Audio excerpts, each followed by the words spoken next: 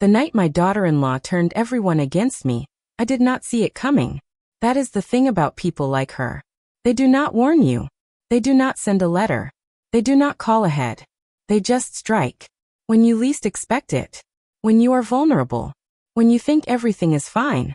Her name is Celeste. My son's wife. The mother of my 2 grandchildren. The woman who smiled at me at family gatherings. The woman who hugged me on birthdays.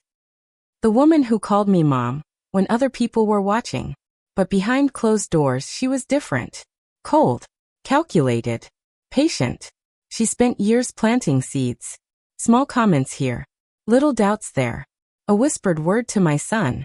A sigh when my name was mentioned. A roll of her eyes when I left the room. I did not notice at first.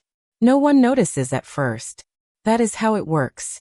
The poison drips slowly. One drop at a time. Until one day, you look around and everyone you love is looking at you like a stranger. It happened on a Sunday. Family dinner. At their house. I was invited. I should have said no. I should have stayed home. But I wanted to see my grandchildren. I wanted to see my son. I wanted to be part of the family. I arrived at 5 o'clock. I brought a pie. Apple. My mother's recipe. The one my son used to love. The one my husband used to request on his birthdays. Celeste opened the door.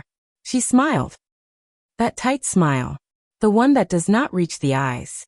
She said, "Oh Helen. You brought a pie. How traditional." Traditional. She said it like it was a bad thing. Like being traditional was embarrassing. Like being a mother who bakes pies for her family was something to be ashamed of. I said, "I thought David might like it. He used to love them." She said, "David does not eat sugar anymore. He is on a diet. I should have told you." She laughed. A small laugh. The kind that says, "You are out of touch. You do not know your own son." I walked inside. The house was full of people. Her moth. Her father. Her sister. Her brother. Her cousins. My son was in the kitchen. He was helping with the food. He did not see me. Or maybe he did not want to see me that I stood in the living room, holding my pie. No one offered to take it. No one offered me a seat. No one offered me a drink. I stood there. Like a stranger. Like a guest who had not been expected. Then Celeste's mother came over. Her name is Patricia. She is a lovely woman. Or so I thought. She said, "Helen, how are you? We have not seen you in a while." I said, "I am fine, Patricia. Just busy. You know how it is." She said, "Celeste told us you have been struggling. With your health. With your finances. With being alone." My heart stopped. I had not told Celeste anything about my health. My finances. My loneliness. I had not told anyone. I said, "I am fine, Patricia. Really. I do not know what Celeste told you, but I am fine." She looked at me with pity. She said, "You do not have to pretend, Helen. We understand. We are here for you." I did not know what to say. I just stood there, holding my pie, feeling like everyone was looking at me, feeling like everyone already knew something I did not. Let me go back. Let me tell you about the life I built. The life before Celeste. The life when my family loved me. I met my husband, Richard, in 1971. I was 20. He was 22. He was a firefighter. Strong. Brave. Kind. He saved people for a living. He came home smelling of smoke and heroism.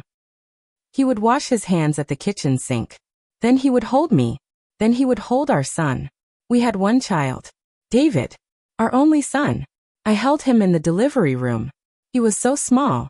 So fragile. His fingers curled around mine. I cried. Richard cried. He said, "We made a person, Helen. A whole person." I said, "We did good, Richard."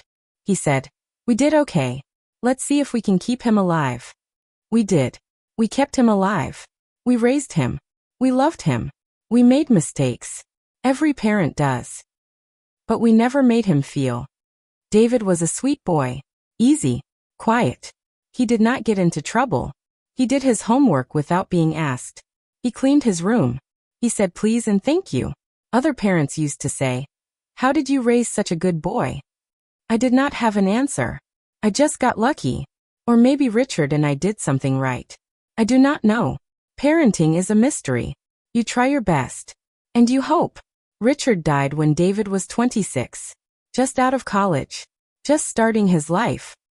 The doctors said it was a heart attack. Sudden. Quick. No warning. He was at the fire station. He was polishing the truck. He collapsed.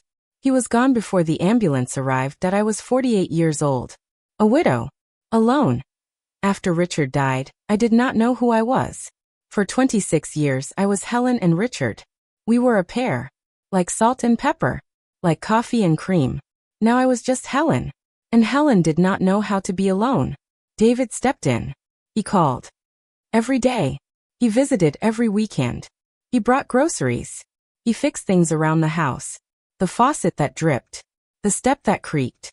The light in the hallway that had been broken for 6 months. He fixed everything. Except the hole in my heart. Then he met Celeste. Celeste worked at a bank. She was a branch manager. She was younger than him. 28. David was 30. She was sharp. Ambitious. Beautiful. She wore expensive suits and spoke like she was closing a deal. She reminded me of a politician. Polished. Professional. Cold. I met her for the first time at a restaurant. David wanted me to meet her somewhere neutral. He was nervous. I could tell. He kept checking his phone. He kept looking at the door. Celeste arrived on time. She walked in like she owned the place. She sat down. She said, "You must be Helen. David talks about you all the time." I said, "All good things, I hope." She smiled. But her smile did not reach her eyes. It was a smile she had practiced. A smile she used with clients. A smile that said, "I am being polite, but do not mistake this for warmth."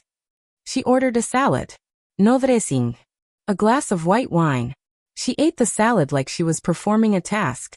She talked about her career. Her promotions. Her goals. She did not ask me one question about myself. Not one. Not what do you do? Not what do you like? Not, how are you doing after losing your husband? After she left, David said, "So? What do you think?" I said, "She is very polished." He said, "That is a good thing, Mom. She knows what she wants." I said, "Does she want a family? Does she want children?" He said, "Eventually. When she is ready." I did not say what I was thinking. I did not say, "Son, life does not wait for ready." I did not say, "Love is not a business transaction." I did not say, "I have a bad feeling about this." I said, "If she makes you happy, I am happy for you." He smiled. He looked relieved. He said, "Thanks, Mom.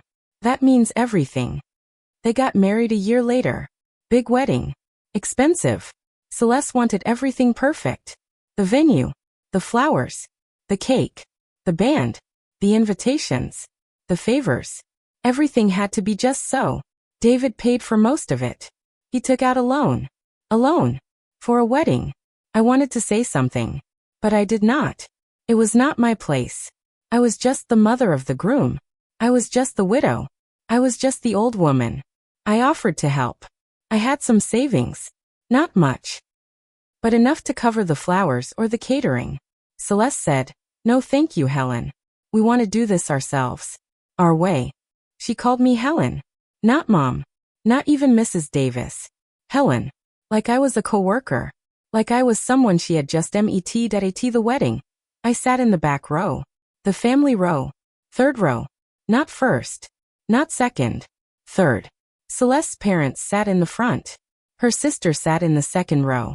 I sat in the third row. Behind the aunt I had never met. I watched my son marry a woman I did not trust. I watched him put a ring on her finger. I watched him kiss her. I watched him smile. And I smiled too. I clapped. I cheered. I wiped away a tear.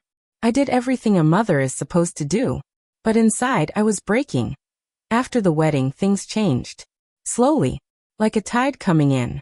You do not notice at first. Then you look down and the water is at your knees. David used to call me every day. After Celeste he called twice a week. Then once a week. Then once every 2 weeks. He said he was busy. He said work was crazy.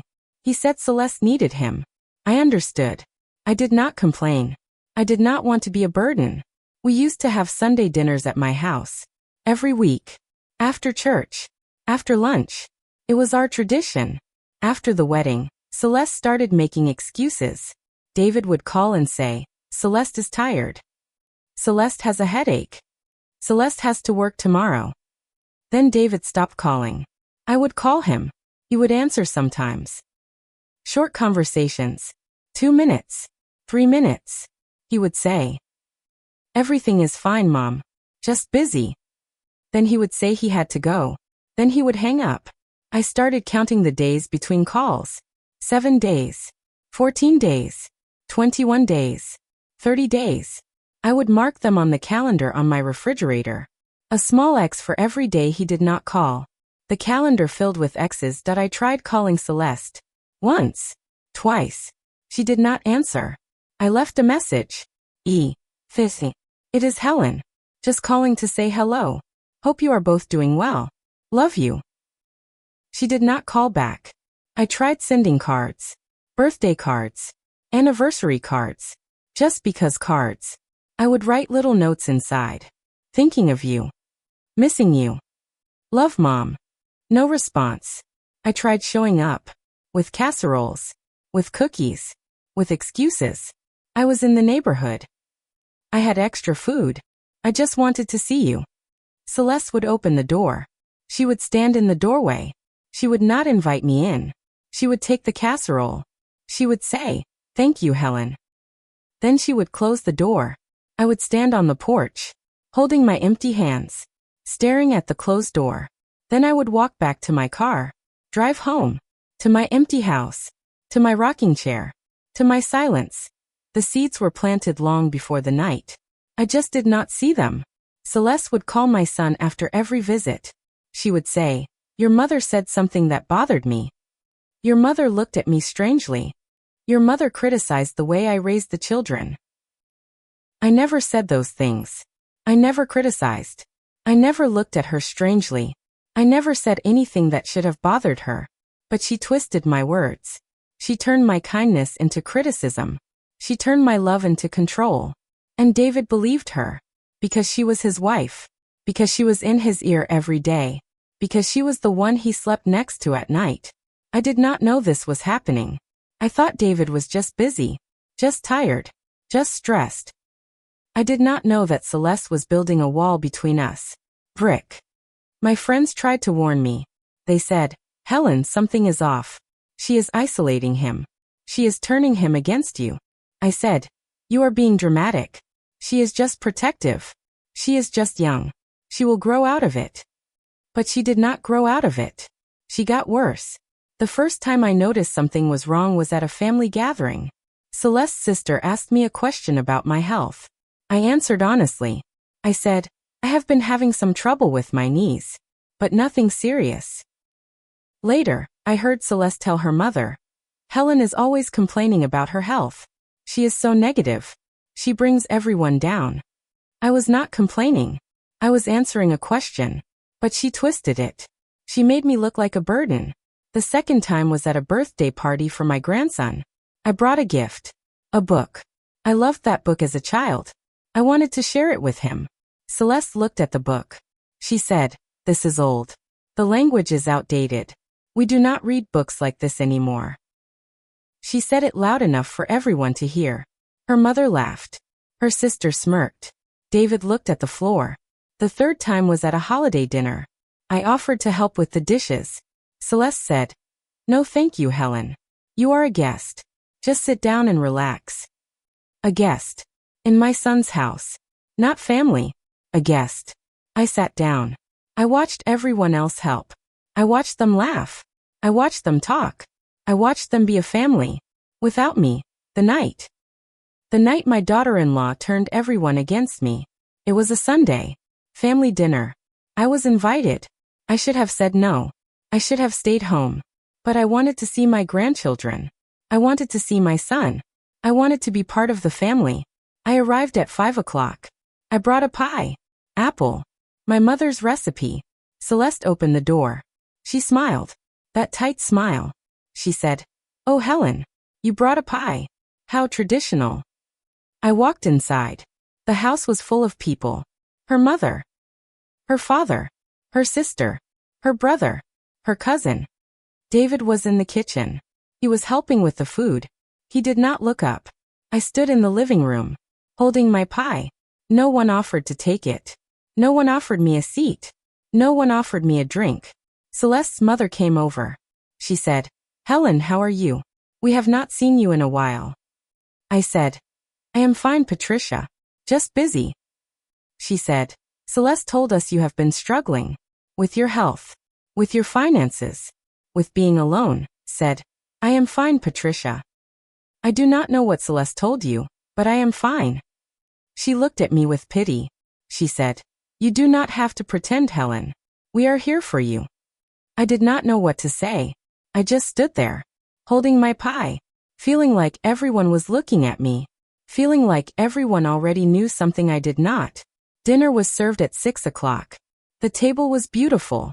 White tablecloth, crystal glasses, silver candles. Celeste had spent days preparing. Everything was perfect. Too perfect.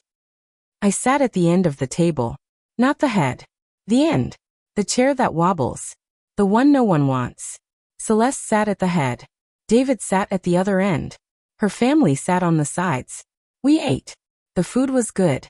The conversation was polite. I tried to join in. I asked about Celeste's work. About her mother's garden. About her father's retirement. Short answers. Polite smiles. Then silence. After dinner, Celeste stood up. She tapped her glass with a fork. The room went quiet. Everyone looked at her. She said, "Before we have dessert, I want to say something." She looked at me. She smiled. That tight smile. She said, "Helen, I think you know what I am going to say." I said, "No, Celeste. I do not." She said, "We need to talk about your behavior. Your constant criticism. Your interference. Your negativity. It is affecting our family. It is affecting David. It is affecting the children. My behavior. My criticism. My interference. My negativity." I said, "Celeste, I do not know what you are talking about. I have never criticized you. I have never interfered. I have only tried to help." She laughed. A small laugh. Sharp. Cold. She said, "You do not even see it, do you?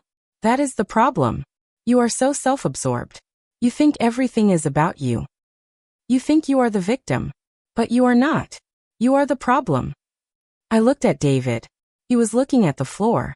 He did not look up. He did not defend me. He did not say, "Mom is not the problem."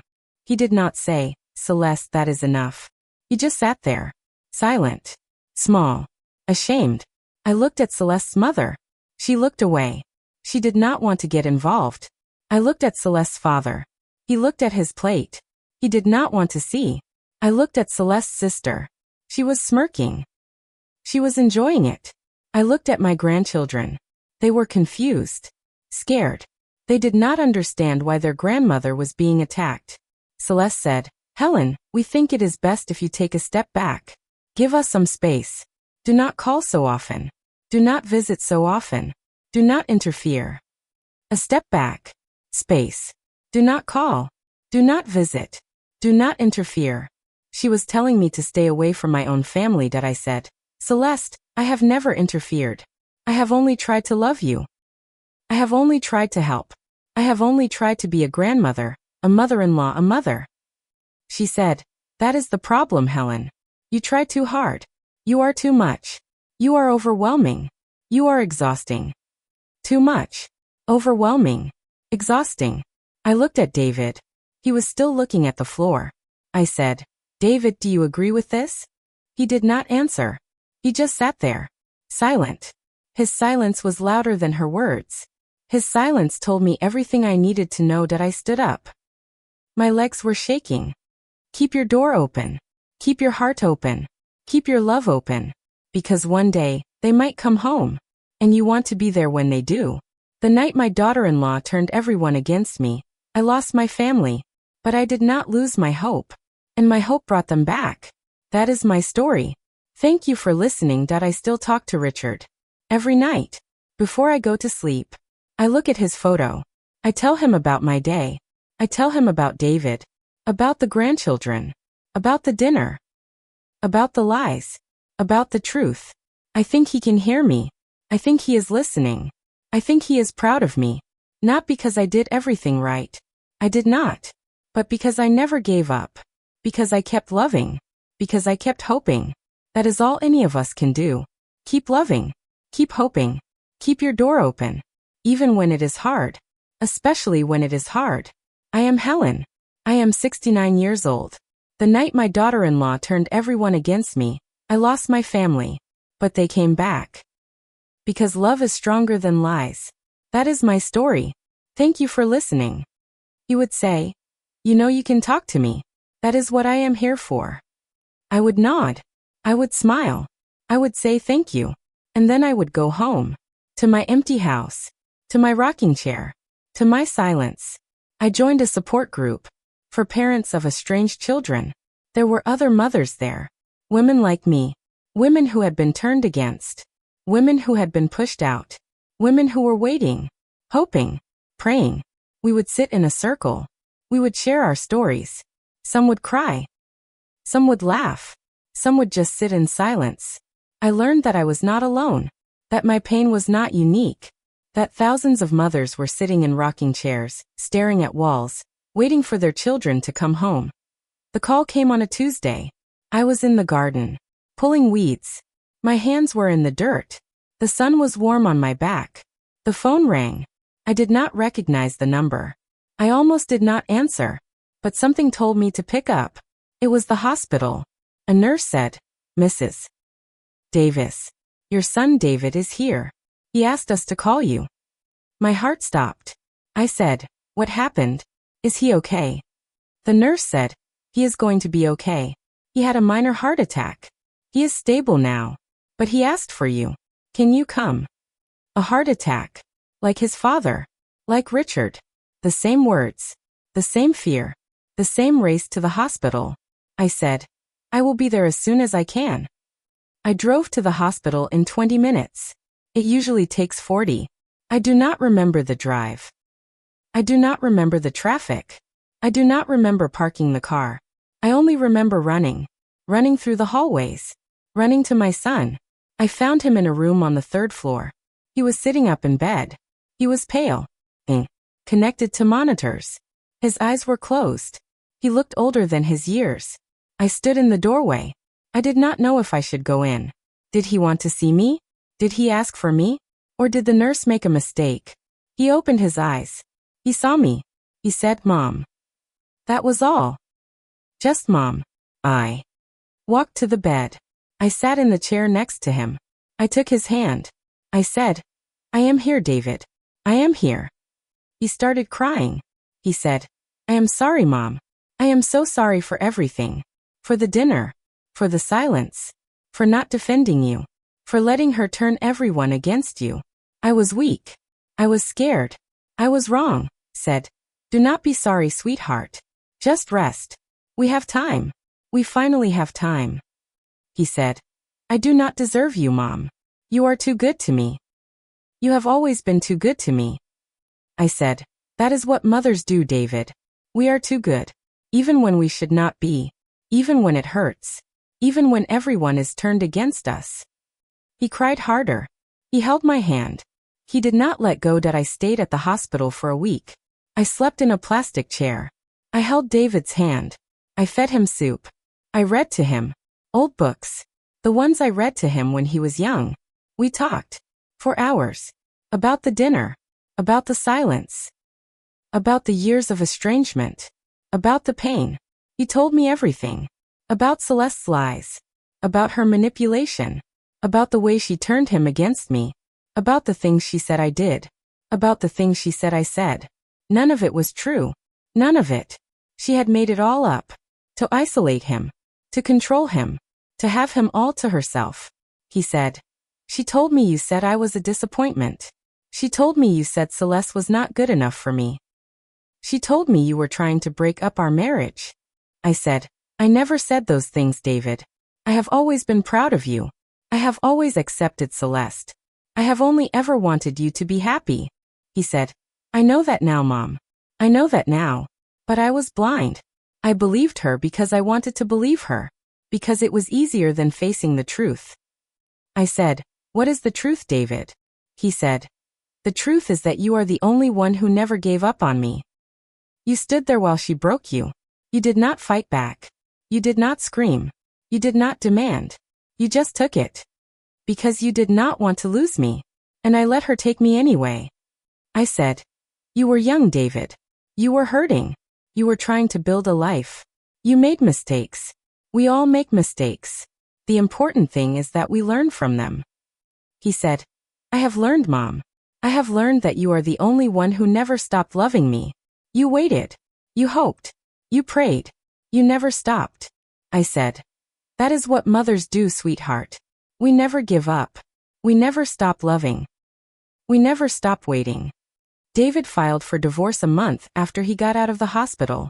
Celeste did not fight it. She had already moved on. She had met someone else. A man from her gym. She remarried 6 months after the papers were signed. She moved to another state. She took the children with her. David fought for custody. He fought hard. He hired a good lawyer. He went to court. He told the judge about Celeste's lies. About her manipulation.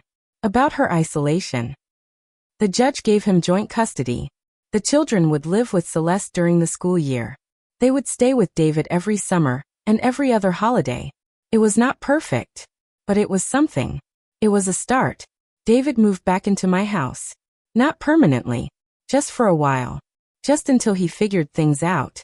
He slept in his old room, the one with the posters still on the wall, the one with the high school trophies on the shelf. I cooked for him. Every day. Potruast. Meatloaf. Chicken soup. The foods he loved as a boy. The foods that made him feel safe. He ate everything. 2 servings. 3 servings. He was hungry. Not just for food. For home. We fell back into our old rhythm. Sunday afternoons. Cooking together. Watching old movies. Talking about nothing and everything. He told me about the children. About how much they had grown. About how much they missed me. About how Celeste had told them I did not want to see them. About how they believed her. I said, "They will understand someday, David. Children are smart. They will remember who was there. Who showed up. Who loved them." He said, "I want to bring them here, Mom. I want them to know you. I want them to know the truth." I said, "When you are ready, sweetheart. When they are ready, I will be here. I am not going anywhere." So here I am, 69 years old, living in my home. The home where I raised my son. The home where I thought I would grow old alone.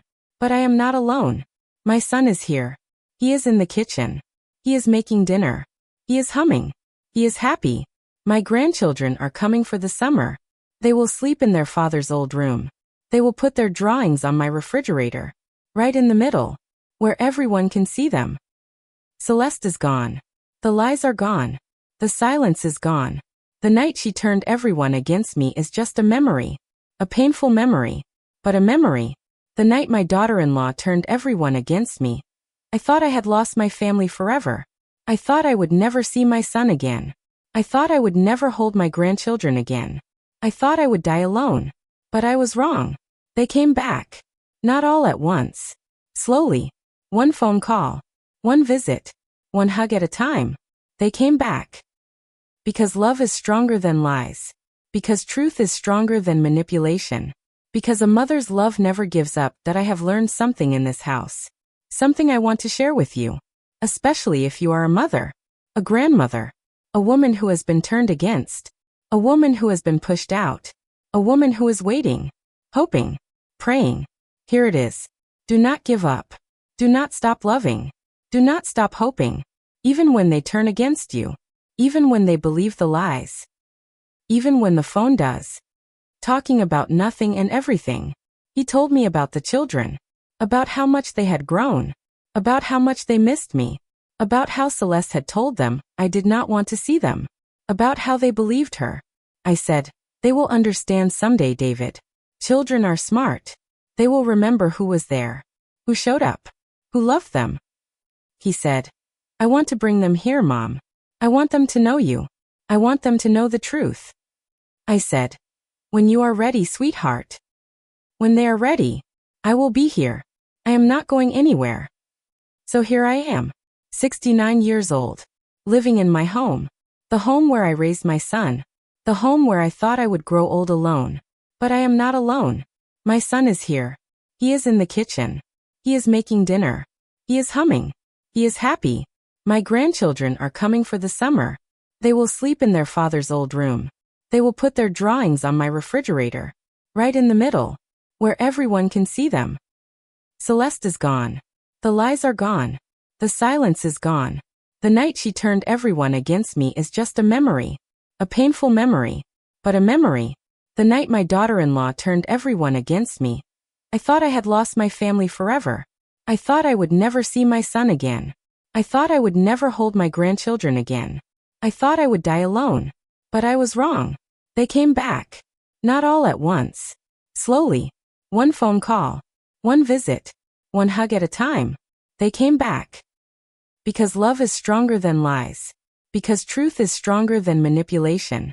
Because a mother's love never gives up, that I have learned something in this house. Something I want to share with you. Especially if you are a mother. A grandmother. A woman who has been turned against. A woman who has been pushed out. A woman who is waiting. Hoping. Praying. Here it is. Do not give up. Do not stop loving. Do not stop hoping. Even when they turn against you. Even when they believe the lies. Even when the phone does.